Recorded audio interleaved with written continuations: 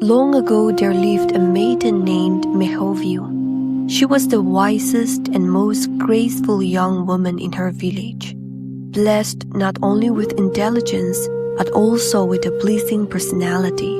She was admired by many. Numerous young men courted her, yet she refused them all, feeling she was not ready to accept any of them as her husband. Morusa was a renowned warrior from the village of Mima. Tall, strong, and fearless, he had taken many heads in battle.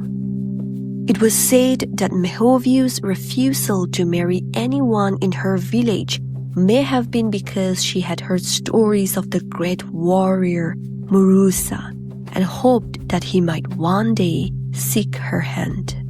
One day, Morusa's uncle advised him to take a wife. When someone suggested the virtuous Mehouviü, Morusa agreed to the proposal. They lived in an age where honor and reputation were valued above all else.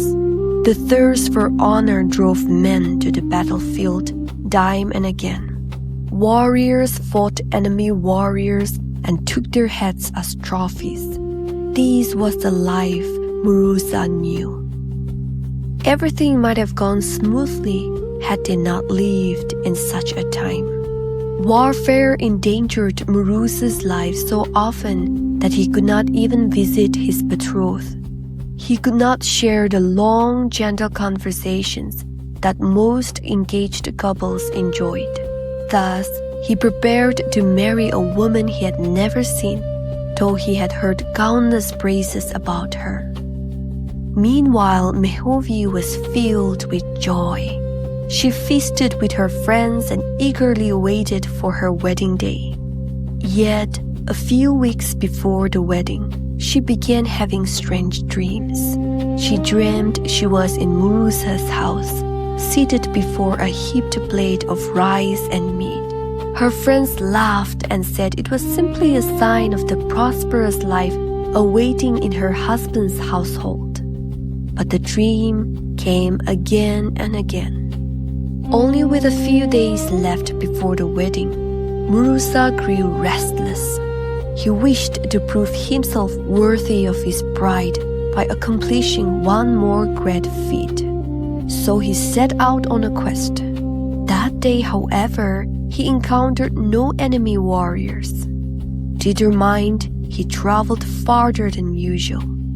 Fate led him to a village unfamiliar to him. The villagers were away in their fields, and the place seemed deserted. As he walked quietly, he noticed a woman weaving on her porch. She was tall and graceful, with long, lustrous hair. Morusa hesitated. She was beautiful and well-formed, hardly someone he wished to harm. But as he gazed at her shining hair, a darker thought took hold.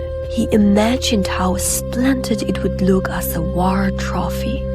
Before he could reconsider, he stepped forward swiftly. Taking her by surprise, he pushed aside her weaving loom and drove his spear into her heart. Then he took her head and carried it home proudly as a mark of victory. The two villages lay some distance apart. Days before the wedding, Mehouviü's family discovered her lifeless body. Their grief was beyond words. Messengers were sent to Morusa's village where wedding preparations were underway. The terrible news reached Morusa. Mehouviü has been killed by a warrior. He was shattered. As both families pieced together the truth, the place, the timing, the unknown warrior, a dreadful realization dawned. Morusa had unknowingly slain his own beloved. Grief consumed both clans. Honor had demanded blood, but the cost was unbearable. In an age where honor stood above love and pride above patience, even the greatest warrior could become the author of his own sorrow. Some victories are more tragic than defeat.